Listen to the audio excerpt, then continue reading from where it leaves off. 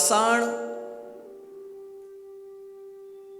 को एक शिल्पकार मूर्ति का रूप प्रदान करता है, तो वह जब मूर्त को गढ़ना प्रारंभ करता है तो अतिरिक्त पत्थरों को निकालता है। और जब कोई व्यक्ति तीर्थंकर बनता है तो जीवन के सारे कंकरों को निकाल करके वह दिव्य आत्मा का स्वरूप धारण करने के लिए उन कंकरों को बाहर निकाल फेंकता है और एक दिन तीर्थंकर पद तक पहुंच जाता है। यात्रा का प्रारंभ कहां से होता है?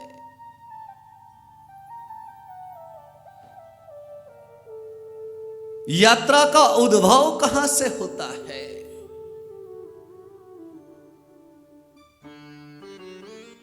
तो कहते हैं कि तीर्थंकर ऋषभदेव के जीवन को अगर हम देखें तो सबसे पहले उस चीज को देखना होगा कि उनकी यात्रा का प्रारंभ कहां से हुआ।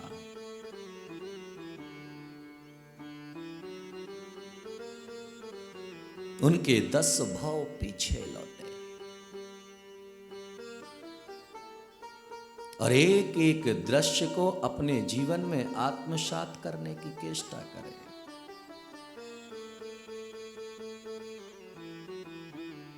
जम्बू द्वीप के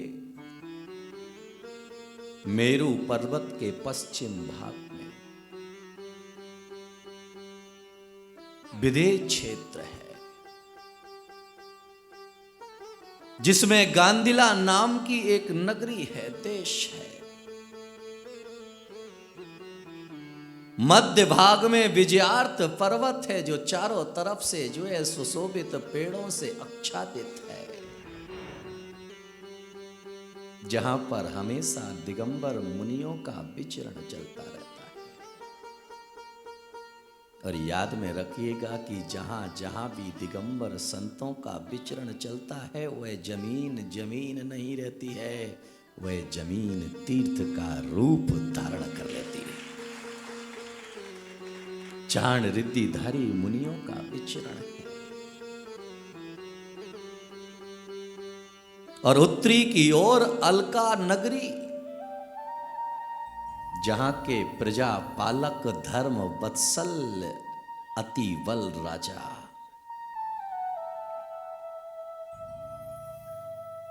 प्रजा पालक। याद में रखिएगा कि राजा वह नहीं होता है जो अपने हित का चिंतन करता है, राजा वह होता है जो प्रजा के हित का चिंतन किया करता है। राजा अतिवल अपनी प्रजा का रक्षण करते थे, संरक्षण करते थे, एक पिता बन करके उनके दुख और दर्द में साथ थे। मैं हमेशा एक बात कहता हूं कि जिस देश का राजा झोंपड़ी में निवास करता है उस देश की प्रजा महलों में निवास करती है, और जिस देश का राजा महलों में निवास करता है उस देश की प्रजा जंगलों में निवास किया करती है। राजा अतिवल ऐसे राजा नहीं थे जिनकी प्रजा झोंपड़ी में निवास करे। एक पिता तुल्य धर्मनिष्ठ जीवन को जीने वाले राजा अतिवल और उतनी ही सुलक्षणी उनकी रानी मनोहरा। जैसा नाम था वैसा ही गुण था। नित्य क्रिया तपदान की जिन वाणी विश्वास, पूजा नित्य अरिहंत की करो प्रोसदे उपवास।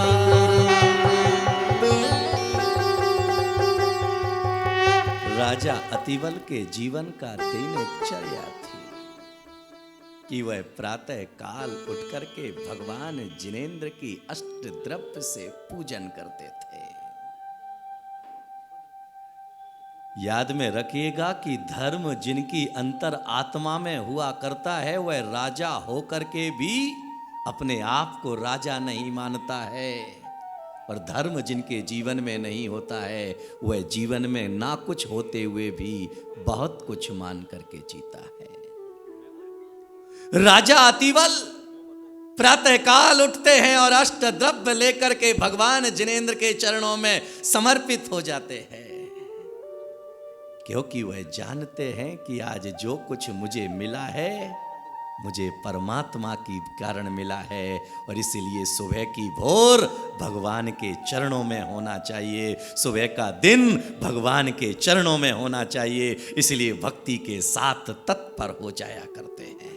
वह हाथ अभागे हैं जो सुबह उठ करके भगवान के अभिषेक का कलश ना पकड़ पाए, वह मुख अभागा है जो सुबह उठ करके भगवान का सुमरण ना कर पाए, वह पैर अभागे हैं जो सुबह उठ करके मंदिर की तरफ ना चल पाए, वह पैर धन्य हैं जो सुबह उठ करके जिनालय और प्रभु की तरफ बढ़ जाया करते हैं। राजा अतिवल के पास में वैभव की कमी नहीं है, धन और संपदा की कमी नहीं है, भगवान की गरिमा और महिमा को समझता है, और भगवान की महिमा और गरिमा को समझते हुए सुबह उठ करके भगवान की पूजा करता है, अर्चना आराधना करता है, और फिर न्याय नीति से राज्य का शासन करता है। जब न्याय नीति से राज्य का शासन करता है तो धीरे धीरे वह जब भगवान जिनेंद्र के चरणों में पहुंचता है,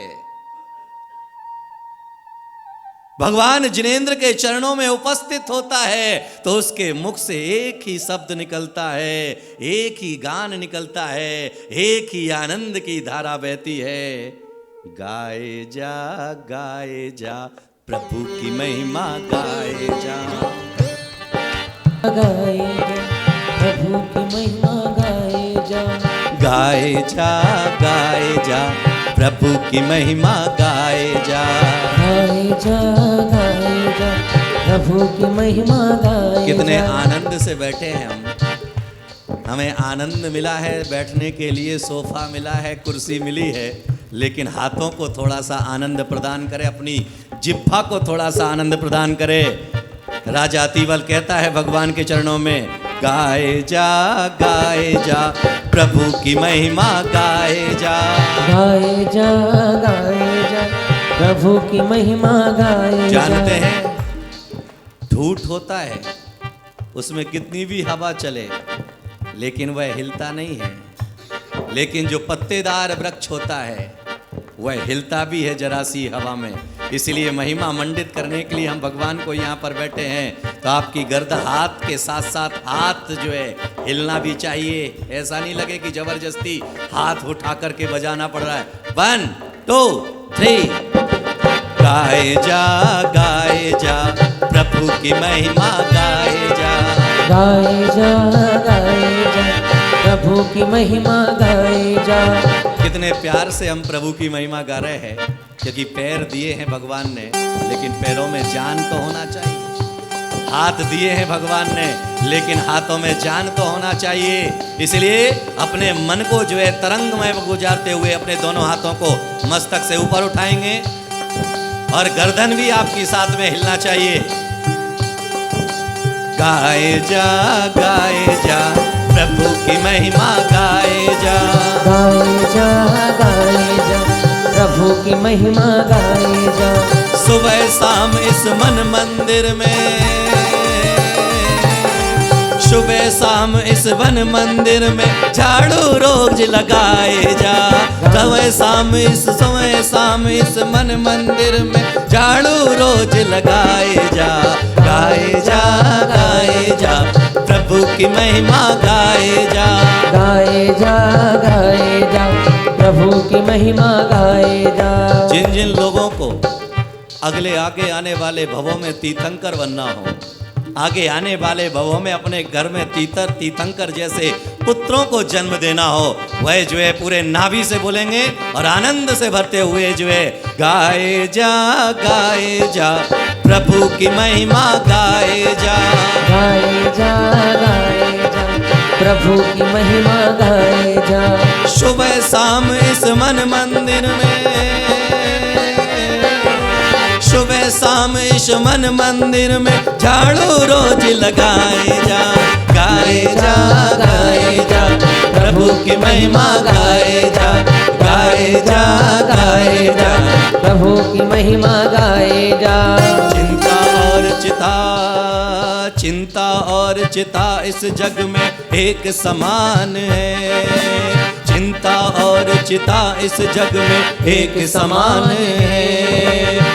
एक दिन में देखो एक मुर्दे को जज़मान है, एक दिन में देखो एक मुर्दे को दोनों समान है। चाहे हंस कर ये जलाए, चाहे हंस कर ये जलाए, गाए जा प्रभु की महिमा गाए जा प्रभु की महिमा गाए जा।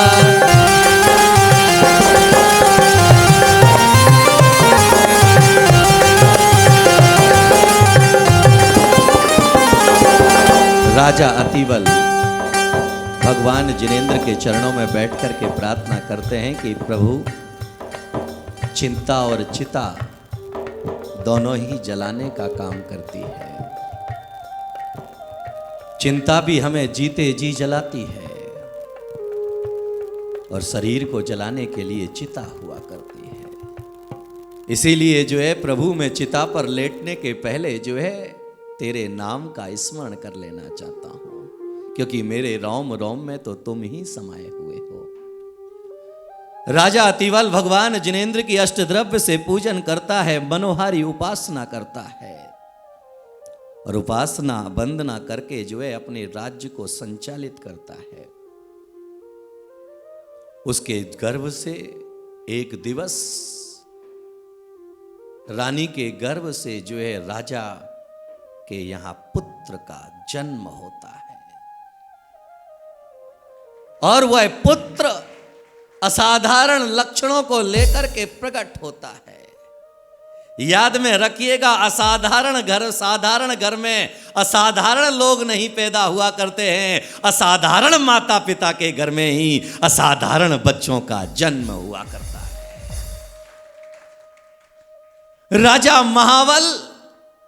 राजा अतिवल के यहां पर जो है पुत्र का जन्म हुआ, जिसका माता पिता ने राम रखा राजा महाबल।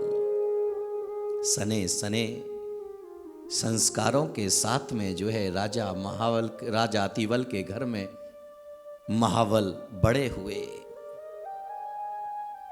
और जैसे जैसे वह बड़े हुए तो अलकापुरी में जो है चारों तरफ न्याय नीति की व्यवस्थाएं और सुदृढ़ हो गई, दानी और दयाशील बनता चले गए। लेकिन एक दिवस राजा अतिवल के मन में विचार पैदा हुआ, यह मेरा बेटा योग्य हो गया है और योग्य हो जाने पर अब मुझे संसार में फंसने की जरूरत नहीं है। अब मैं संसार से मुक्त होकर के अपना भार अपने बेटे को सौंप करके मुझे सन्यास की धारा पर निकल जाना चाहिए। याद में रखिएगा कि राजा का अंतिम जीवन जो है वह अंतिम जीवन वहीं पर जाकर के पूर्ण होता है, क्योंकि भोगों के शैया पर पैदा होना ही केवल जीवन का संस्कार नहीं होता है। भोगों के बिस्तर पर पैदा होकर के साधना के संस्तर पर मरना जीवन का अध्याय होता है। राजा अतिवल ने जो है अपने बेटे महाबल को जो है अपना उत्तराधिकारी बना करके वन में जाकर के उन्होंने विद्याधरों के साथ में जाकर के दीक्षा को धारण कर लिया, मुनि मुद्रा को धारण कर लिया और इधर जो है राजा महाबल राज्य शासन चलाने लगे, राज्य का प्रशासन चलाने लगे, राज्य को निरंतर आगे बढ़ाने लगे। एक दिवस जो है उनके जन्मोत्सव की वर्षगांठ आती है तो चारों तरफ जो है नृत्य होता है, गायन होता है, संगीत होता है। राजा महाबल के 4 मंत्री थे। वह चारों मंत्री जो है उस जन्मोत्सव में सम्मिलित होते हैं। अद्भुत छटा वहां पर जन्मोत्सव की बिखरती है और अद्भुत छटा बिखरने के बाद में वहां पर ज्ञान सभा का आयोजन होता है। याद में रखिएगा कि केवल जो है हास्य और विनोद ही नहीं, वहां पर ज्ञान सभा का आयोजन होता है। और ज्ञान सभा के में आयोजन में जो है 4 मंत्री हैं राजा महाबल के, लेकिन उसमें जो है 3 मंत्री मिथ्या दृष्टि हैं और 1 मंत्री सम्यक दृष्टि है। एक जो है मिथ्या मत को आगे बढ़ा, 3 जो है मिथ्या मत को आगे बढ़ाने वाले हैं और एक जो है सम्यक दृष्टि है, वह सम्यक शिक्षा को प्रदान करने वाला है। ज्ञान सभा का आयोजन होता है, ज्ञान की चर्चा होती है, द्रव्य की चर्चा होती है, पदार्थ की चर्चा होती है, आत्मा की चर्चा होती है। तो 3 मंत्री कहते हैं राजन, आत्मा क्या होती है? जियो, खाओ पियो और मजा करो। ये वैभव हमें मिला है, इस वैभव का उपयोग करो। तो स्वयं बुद्ध मंत्री कहता है राजन, ये जीवन केवल भोग विलासताओं में बिताने के लिए नहीं मिला है, ये जीवन मिला है हमें आत्म कल्याण करने के लिए। इसलिए ज्ञान आराधना भी होना चाहिए, चारित्र की उपासना भी होना चाहिए, चारित्र की वास्तु स्थिति भी दर्पण रखी जाना चाहिए।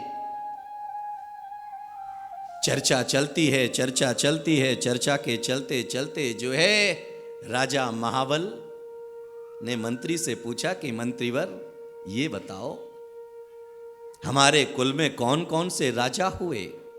कार्यक्रम प्रस्तुति दिगंबर जैन जागरण युवा संघ रजिस्टर्ड मुंबई, केंद्रीय कार्यालय 305 रानी सती मार्ग मलाड ईस्ट मुंबई 97। अपने परिवार की ओर से मुनिश्री के कार्यक्रम का प्रसारण के लिए संपर्क करें 9065330031। बैंक विवरण दिगंबर जैन जागरण युवा संघ, सेंट्रल बैंक ऑफ इंडिया, खाता संख्या 3424988837, IFSC CBIN 0280454।